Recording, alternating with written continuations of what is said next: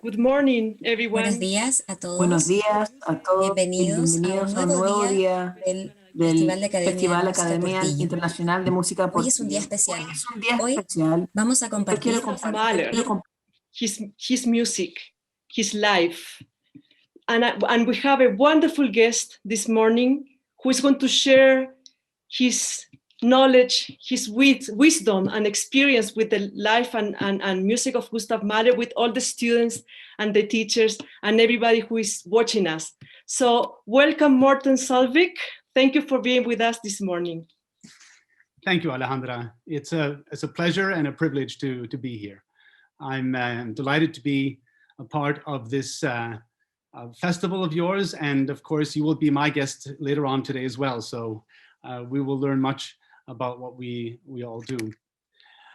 I have been asked to speak about Mahler's universe. Mahler's universe, of course, is a major subject, and there are many topics that we could talk about. But I think in music that we heard moving into the show today says a lot about the incredibly moving music of Mahler. This is the end of the Second Symphony, and I will have a few words to say about that as well. I have a class in front of me virtually, and I want to involve them as well as much as possible.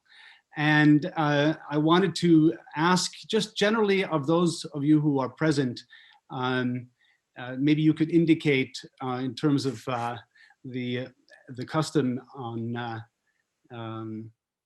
this technology, indicate if you have ever performed a work by Mahler, of those of you who are present in the room today. You can activate your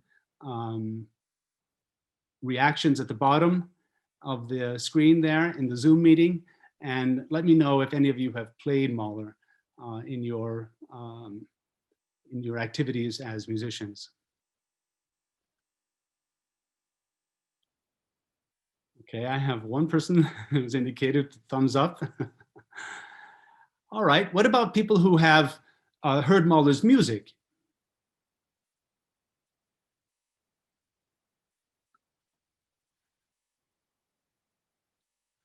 Yes, I'm getting hearts too, which means there must be some deep appreciation of the music as well.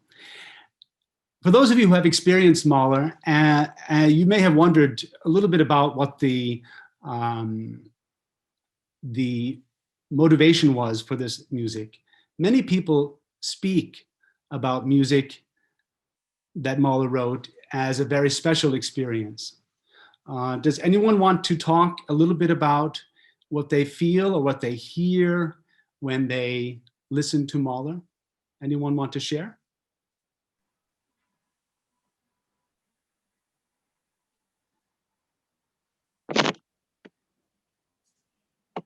If you want to share, please turn on your video. Huh? Turn on your video, please. Yeah. Okay.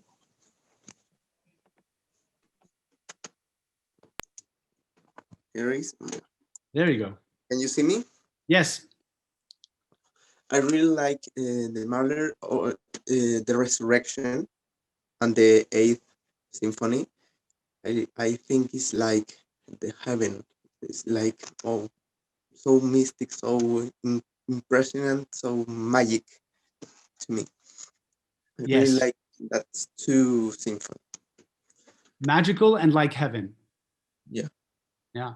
Those are pretty intense experiences. I'm sure there are other types of music that inspire that kind of reaction, but it's not a coincidence that you are referring to those terms. So in my talk today, I would like to just share with you a little bit about who Mahler was, how he wrote his music, and why. It turns out that this reaction that we just heard from one of you, Francisco, was a very important to the core of what Mahler was about. Mahler was a composer on a mission. He didn't write music to entertain. He didn't write music simply to make money. He didn't write music to become famous. In a very deep way, Mahler wrote music to help humanity.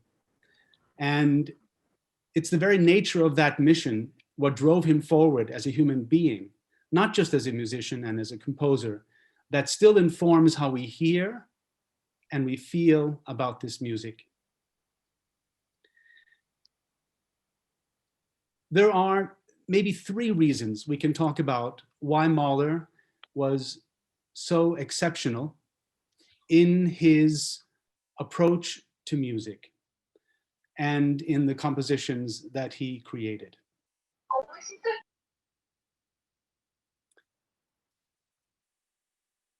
One idea, one aspect of his background that is important is the time in which he lived. He lived from 1860 to 1911. And 1911, that period, that 51-year period was an incredibly difficult time and a challenging time for people who were alive. It was a time of great doubt and questioning.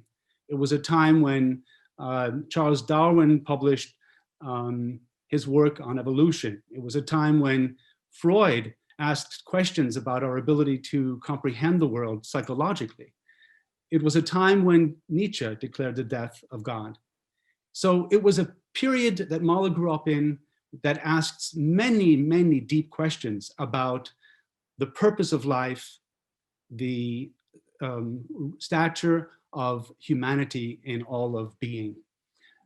That was the environment, the intellectual environment that Mahler grew up in, studied in, and became a mature composer. Secondly, Mahler himself was a marginalized individual. Mahler felt that he was never really quite a part of his surroundings.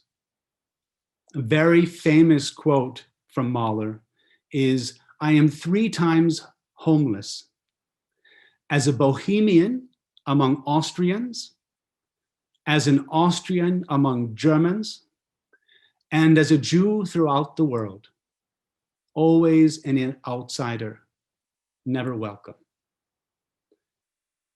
So on the personal level, on the human level, on the biographical level, Mahler was marginalized. He was never felt that he was part of the core experience.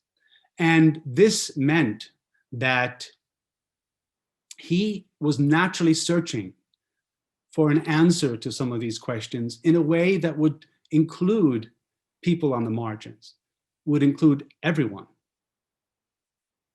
The third important aspect of what Mahler did, who he was, and what he tried to accomplish was his philosophy of music.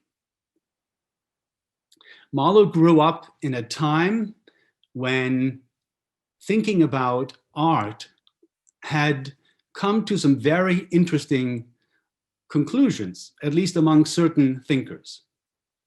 The most important figure in the philosophy of music at the time that Mahler was born was Arthur Schopenhauer.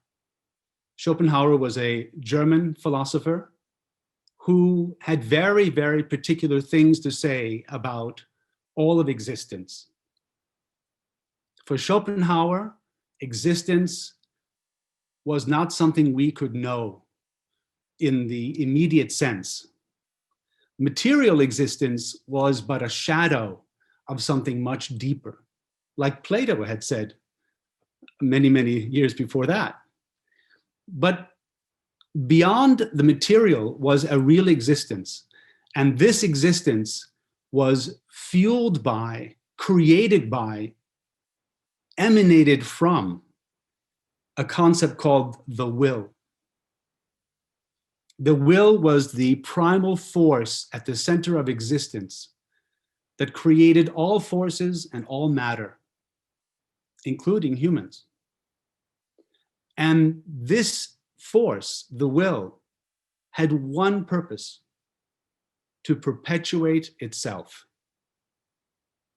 Only for itself to expand and thrive and to be.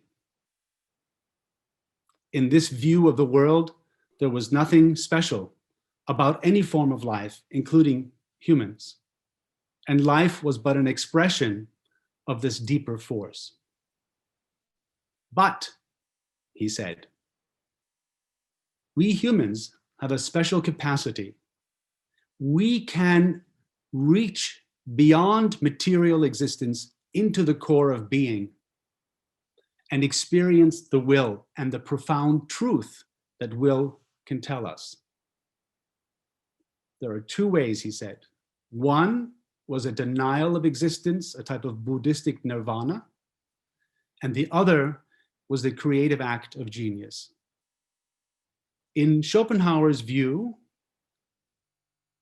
artists were able to disassociate themselves from matter, and in the moment of inspiration, they were no longer drawing from life and things around them, but from the very center of existence. And he said, the highest form of art is the art that most resembles this abstract force. The art form that least required material existence to express itself. What was that art form? Music.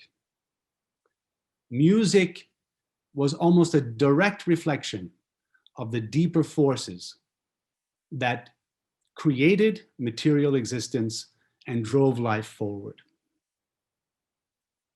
Schopenhauer's thinking was extremely important to the middle and late 19th century, especially in Germany and Austria. Two very important thinkers that followed Schopenhauer were Wagner, Richard Wagner, the composer, but also someone who wrote philosophy, and Friedrich Nietzsche, the man who later declared the death of God. These two thinkers, along with Schopenhauer, were central to Mahler's view of the world, and most importantly, of art and his art, his way of seeing the world as a composer meant that it was his duty not simply to write pretty music, but to create music that spoke of those deeper truths of existence. So,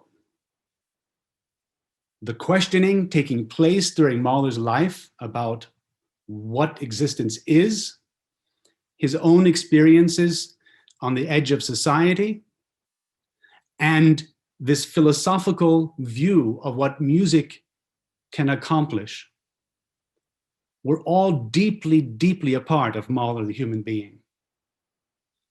And when you put all of this together, you realize that for him to write a piece of music had to mean something much more than entertainment, something that one might enjoy on a sunny afternoon.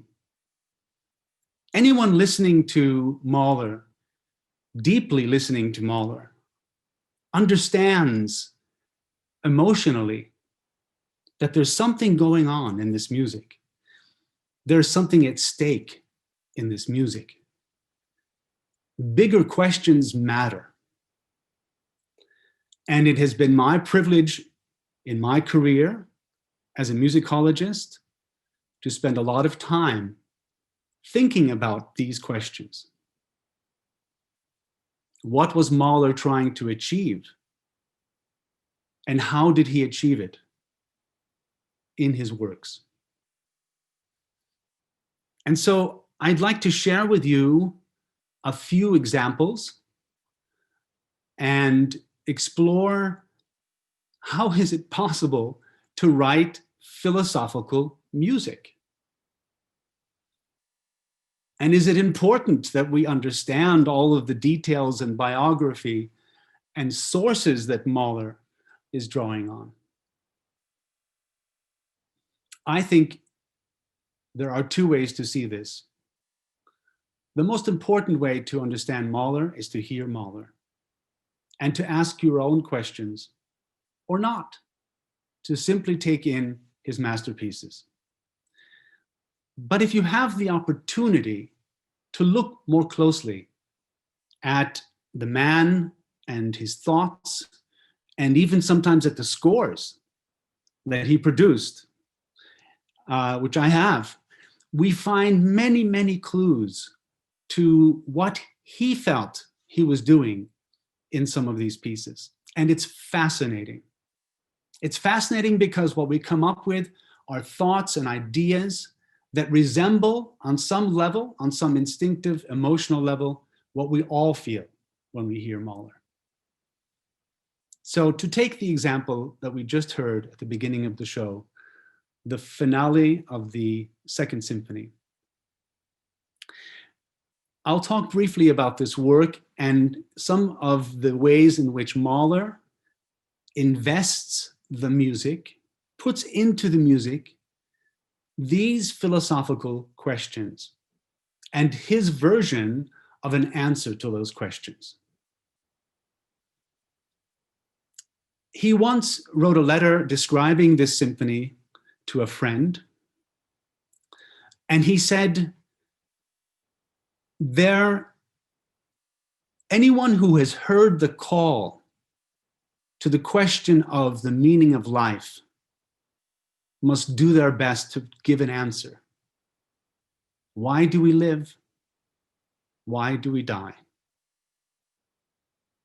He felt compelled to address that question. It's enormous. These are questions that have preoccupied humanity for as long as we can imagine. But Mahler felt, again, that it was not only something of his interest, but an interest to humanity and something he needed to do in his role as a composer, because he had privileged insight into what this all could mean. The symphony was written over the course of a number of years. He wrote the first movement right away, in a moment of deep inspiration, right after finishing the First Symphony. And after that, he had a very hard time continuing. He had had some sketches and some ideas for the other movements, but nothing really developed for the last movement until a very important person in his life passed away. This person was Hans von Bülow. And Hans von Bülow was a famous conductor that Mahler respected and knew in Hamburg. He played for Bülow the beginning of his symphony on the piano one day, and Bülow thought it was awful. It wasn't until Bülow died that Mahler was able to finish the piece. And in fact, the inspiration for the last movement, this wonderful chorus you just heard, came from words that Mahler heard during Bülow's funeral. And what is it about? It's about the resurrection, about arising after death to eternal life. Answering a question posed about the meaning of life in a way that many of us are familiar with, and many religions in the world also embrace. But it's very, very important to point out that when Mahler transmits this message of hope and salvation, he does so for all of humanity. He describes in a letter that there's a scene of judgment in the finale. And in this scene of judgment, everyone is called before the judges. And there's a great quaking and fear among those who are dead. Will they be sent to punishment or will they arrive in heaven? And Mahler writes in the letter, and everyone is forgiven. There is no one excluded from this sacred place. This is very much counter to the Christian rendering of this story, as you probably know, because Mahler, again, as a marginalized individual and as someone seeking answers for all of humanity, did not want to shut out anyone. This all-inclusive, all-embracing concept of love is what concludes this symphony. And it is emblematic, typical of Mahler that he does this in his works. So to take that chorus at the end of the Second Symphony, it is in a way easy to understand what Mahler was thinking about, because there was a text and he gave it to soloists and a chorus to sing. If you want to know what the music is about, listen to the text. Much of that text, by the way, was written by Mahler himself. And it clearly demonstrates the message he had in mind. But there are other things that Mahler does to invest his symphonies with meaning. Very, very important moments in his works that speak to what he has in mind. I'll give you an example from the Second Symphony. The third movement. The third movement is an instrumental movement. No one sings, there are no texts, but it is a quotation, a long, long quotation from a song that he had written around the time of the Second Symphony. In fact, he thought of this song as a sketch for the scherzo, the third movement of the Second Symphony. This song is Des Antonius von Padua Fischpredigt, which means the Sermon to the Fishes by Saint Anthony of Padua. It's a silly song, if you will. It's about a saint who goes down to the water's edge because when he went to church to preach to his people, his congregation, no one was there. So he decides he's going to go out to the water and he'll start to preach to the fishes. And the fish all come up and they want to hear what the saint has to say.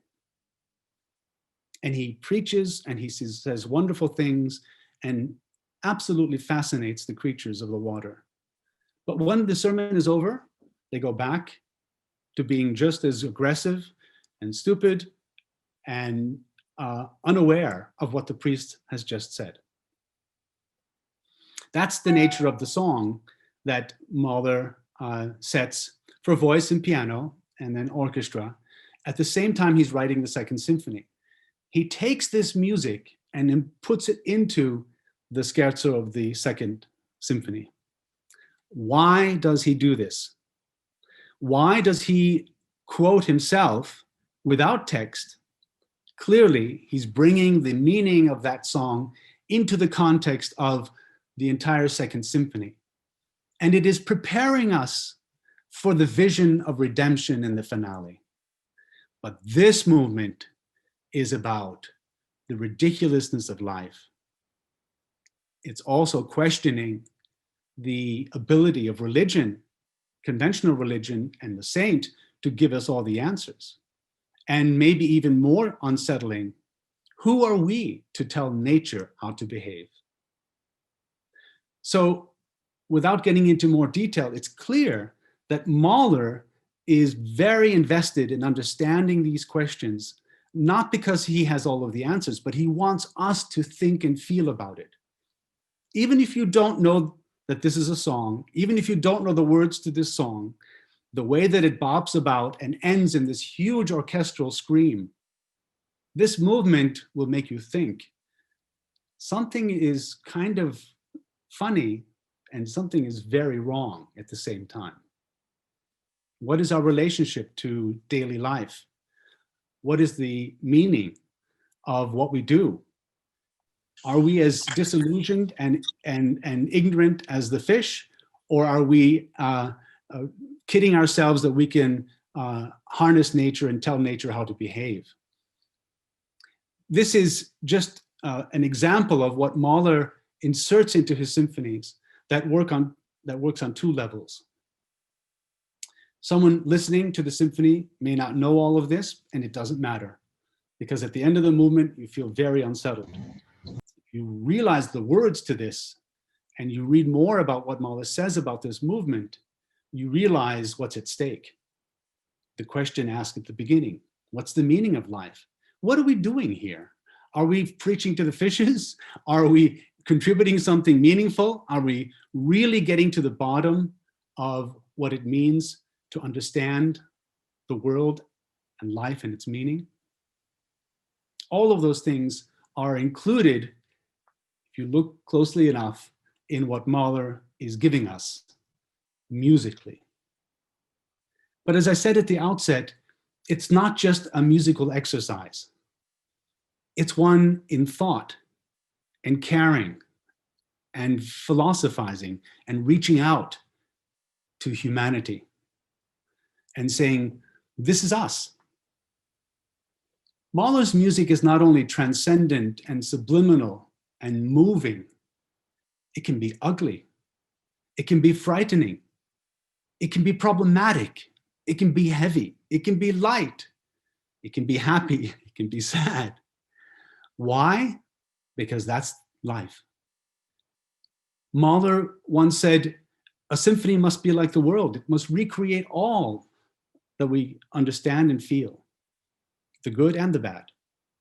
And so a journey into a Mahler symphony is a journey into what life is about. And he spares us no pain. If these questions are difficult, if we need to ask ourselves and even be frightened by that, that's fine with Mahler. One of the most, I think, defining features of Mahler, and one of the things that still attracts audiences to his works, is the incredible honesty of what he's doing. He asks these questions not because he has all of the answers. In fact, there's a lot of doubt in what Mahler does and how he presents it. That type of honesty and searching is something that we, in this postmodern age where facts are being questioned and where existence has reached another level of complexity, it speaks to us because we know there are no clear answers. And that for every example, there's a counterexample. And for every mood, there are other moods that can inform us about the nature of truth. And this is something built into the experience of listening to Mahler, because Mahler put it into that music, because Mahler himself, in a sense, was a tortured soul who wanted to expand and embrace all of existence, including his own doubts. I don't want to say that Mahler was someone who suffered. I don't want to say that Mahler was a negative person. He was not, but he was a complete human being. He was not on a mission to merely make us feel good. He was on a mission to make us think and to feel that ultimately the message of his works was one of consoling and of bringing us a measure of comfort, as with those incredibly stirring moments at the end of the Second Symphony. It's a long journey to that completion.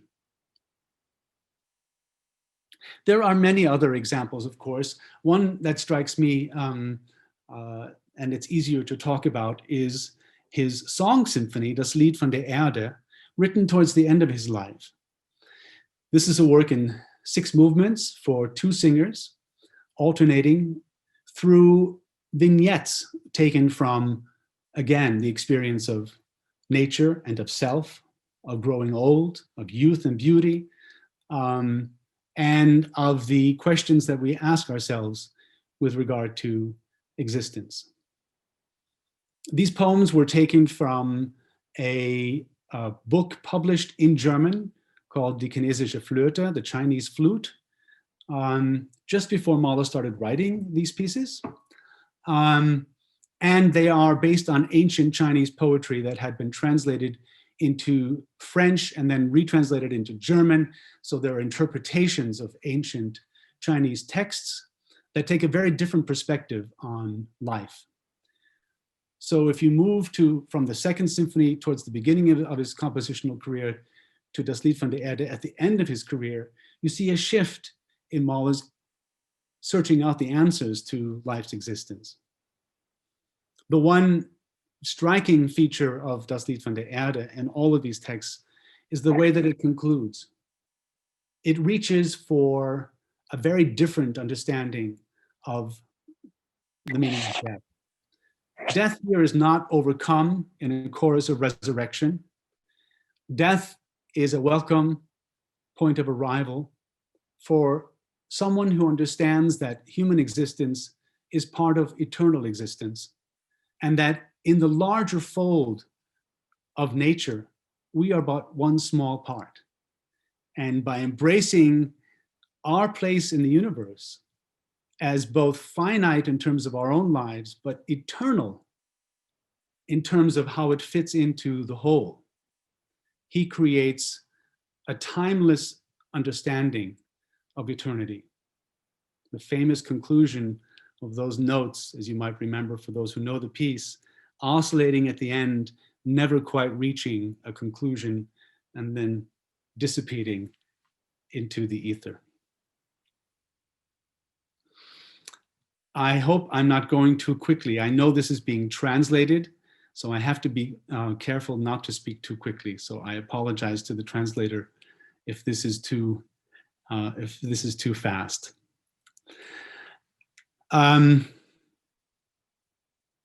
So Mahler sees himself as in a sense, a philosophical composer.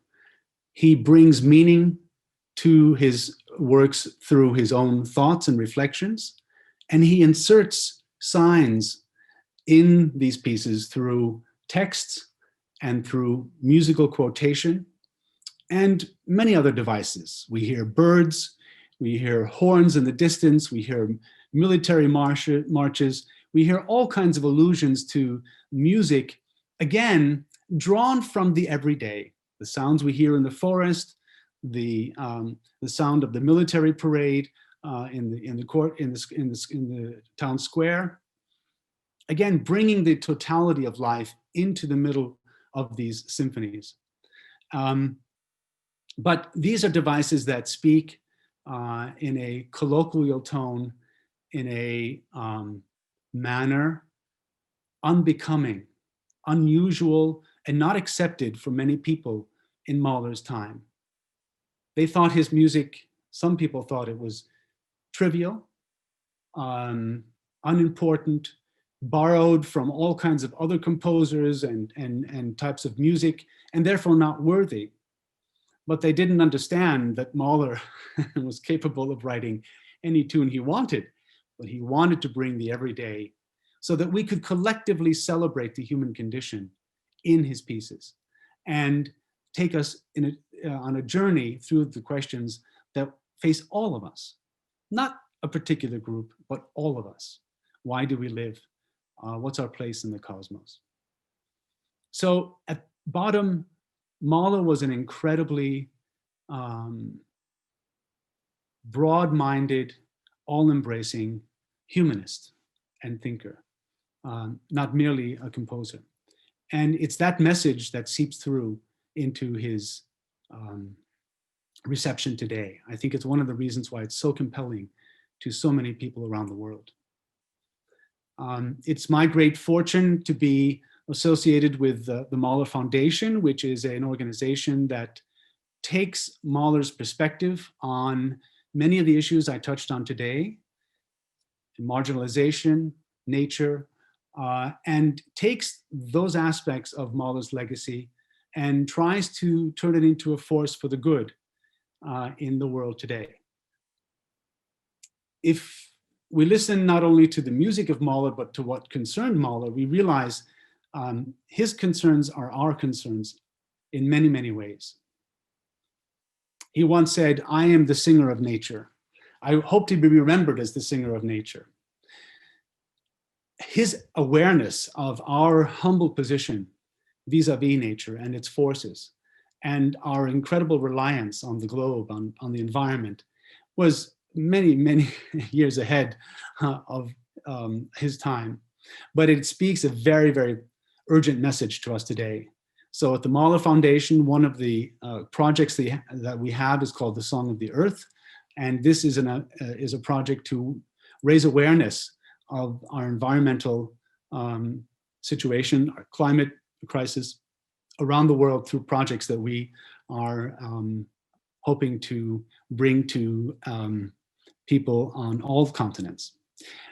You will hear more about this evening. You'll have the good fortune of hearing from Marina Mahler, Gustav Mahler's granddaughter, and the founder and president of Mahler Foundation. And she will have many inspiring things to say about what Mahler means to us today, and what we're doing in the foundation to bring that message home and to bring that force for the good around the globe.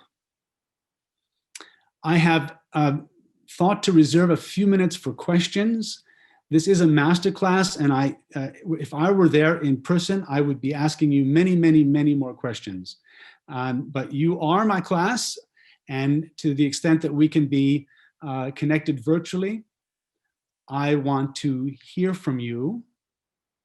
If you want to speak Spanish, that's okay. I'm tuned in to the English channel, and I will hear the translation and be happy to answer your question. I wish I knew Spanish. If you speak German, that's fine, or Norwegian, but I can't speak Spanish. So I'd like to take the last 10 minutes or so. I have more to say if no one has any questions, but I don't want to run over time. I have another show after this. So please, if there are questions that you want to ask, please do so. I guess you could put it in the chat, but I wouldn't understand it. Maybe someone can translate. Hi, Morten, can you hear me? Morten, Yes. There are two questions in Spanish, and I would love for the translator who can translate for you. All right, so Morten, Francisco says, we know Mahler was Jewish and he changed his religion for work reasons.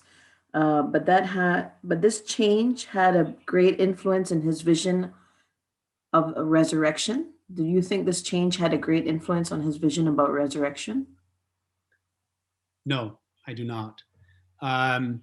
Mahler converted officially to Catholicism in 1897.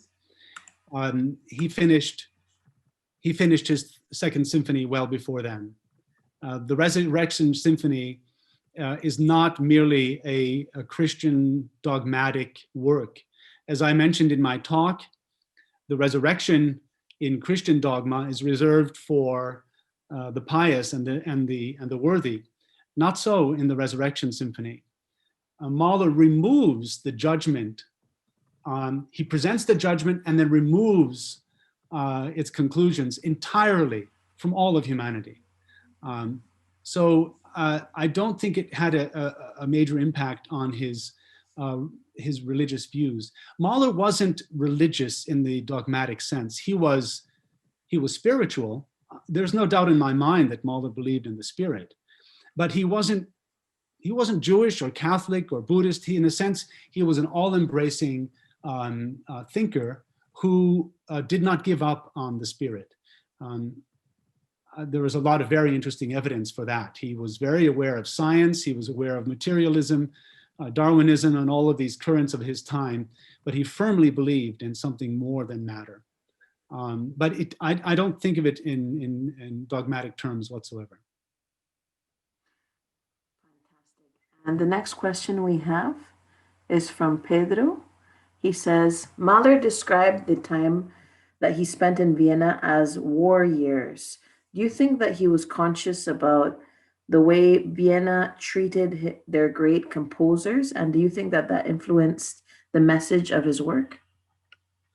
That's a very good question. His war years, yes, to some extent his war years, in that he was a reformer and a fanatic in his devotion to musical production at the opera. So he was both loved and hated as the director and conductor of the opera for his extremely high work ethic. Many people couldn't keep pace and were ostracized, were treated poorly by Mahler. He was also, despite his conversion, always viewed by the anti-Semitic press as being Jewish. And those attacks were not a huge surprise to Mahler, I'm sure, but it didn't help. As far as suffering is concerned and understanding that greatness comes with suffering, I think he was very aware of that and accepting of that. I don't think he discovered suffering when he came to Vienna. I think he was someone for whom suffering was a big topic all of his life. And his professional career accentuated that, but it was much more than his work as a conductor or director. It's much more deep. Those are all the questions in the chat. So let's hope someone else asks a question. Okay. Thank you. Does anyone have any other questions? Those were good questions. I have one, but I cannot turn on my video because I have bad internet, bad connection. I hear sometimes about the influence of Alma Mahler in his music, but what was her role in his music? Like, she was his muse, or? Well, she definitely was his muse. There are many stories about Mahler writing pieces that have a definite connection to Alma. There are songs that clearly reflect his love for her. There is, of course, the famous Adagietto of the Fifth Symphony. There's the so-called Alma theme in the beginning, the first movement of the Sixth Symphony.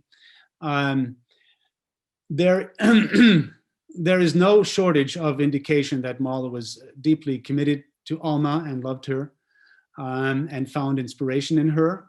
She, as you know, probably she was also an accomplished musician herself, not so much as a performer, but also as a young composer. She had taken composition lessons before she met Mahler. She had written some songs. Mahler, in a letter from 1901, when they were about to announce their engagement, Mahler wrote to Alma to say, one composer in the family is enough, and that composer is me. Now that, of course, reflects an attitude today that we find very sexist, but it was far more sort of the expectation of the culture of the time. I'm not downplaying the effect that had and the unfairness of that. But she was then also capable, first of all, of deciding. She decided to marry Gustav despite this letter. She helped Gustav in copying out his symphonies later on. She was very important to maintaining his musical production in a sort of practical way. And in 1910, Mahler discovered some of Alma's songs. He had discovered some of the songs, and he was deeply moved by her ability and became very deeply aware of what he had done and how unfair he had been. So when it came time to publish his Eighth Symphony, he demanded from his publisher that they also publish Alma's songs, at least some of the songs, in what we call the sort of double frontispiece edition. So they used the same artwork for his Eighth Symphony and for Alma's songs. So he insisted that they were published at that time. So it was late amends, perhaps, for his attitude, but Mahler was deeply indebted emotionally and in other ways to Alma.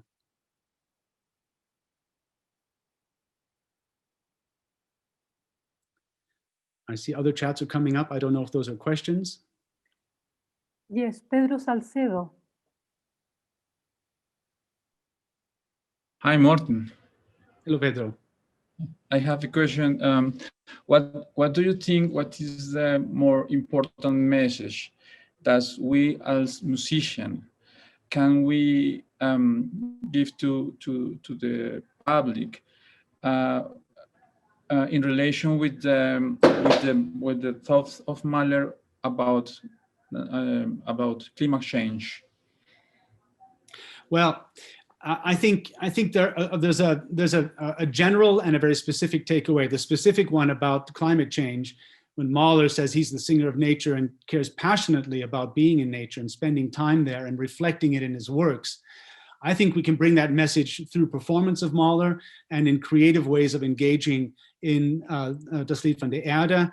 We will, I'm sure Marina will talk more about those specific ways tonight, but there are many projects that are emerging now in the world that we've helped inspire. So she can talk about some of those examples. But I want to talk about something else very, very important, and I'm glad you raised this, Pedro. For Mahler, music mattered. It mattered to everyone. It wasn't something to be pushed aside by society. And I want to say this to all of you musicians, especially the young musicians. Remember, you don't feed the poor, you don't put roof over people's heads, you don't solve big economic problems, but you are the keepers of the flame.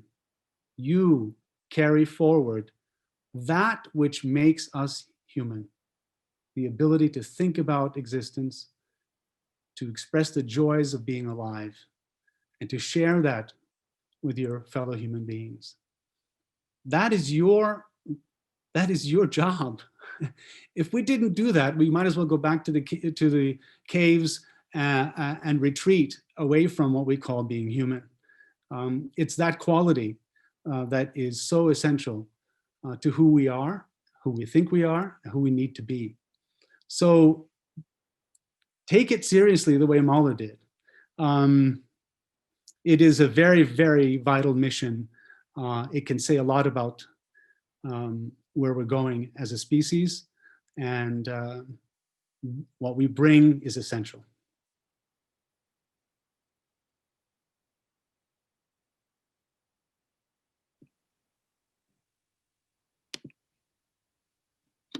Thank you, Morten. That's really beautiful what you just said. Very moving, no? And I love this idea of the flame. We have a flame that we need to share with everyone. That's right. And thank you also for talking to the students directly to them, because this is the idea also of the festival, no? To nurture them, to inspire them, and also to teach them and to teach us also that we are important. No, our role is important in society, and although sometimes we might think that what we do is very small and doesn't make any difference in the world, well, that's not correct, and it's not either the goal. No, we just do what we love doing and share that love with others. No. Yes, indeed, and it's essential. So I so wish I could be there in person and talk.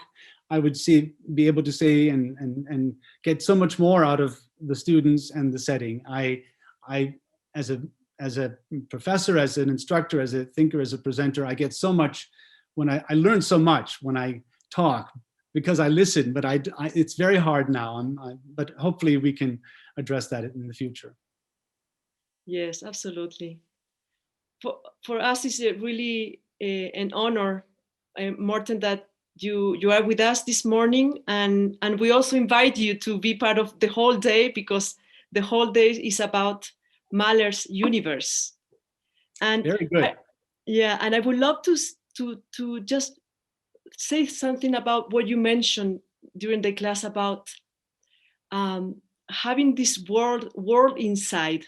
No, that the musicians we have, like talking about philosophy and music, no, and I'm sure most of the students here, the reason why they play an instrument is because I'm sure at least 1 second or 1 minute or 2 minutes when they practice, they feel something here that is very hard to express with words, no? And I'm sure Mahler was an expert on this. I don't know how to say it better, but yeah, there's a wonderful quote, actually. Mahler says, "I begin to compose where words fail." At the gate to another existence. Yeah, that's it. That's it. So thank you, Morten, for being with us this morning. And I invite everyone now to join us for the Mahler Spotlight that actually Morten is hosting, and he and the foundation invite us to be part of. So thank you for that also, Morten. I look forward to seeing you all very, very soon, in just a few minutes at the top of the hour. Great. So thank you everyone for watching us. Thank you all the students, the teachers for being with us. Yes, thank you. And thank you, Morten. Yes, thanks for inviting me. It was a pleasure. Okay. Bye-bye. Bye-bye.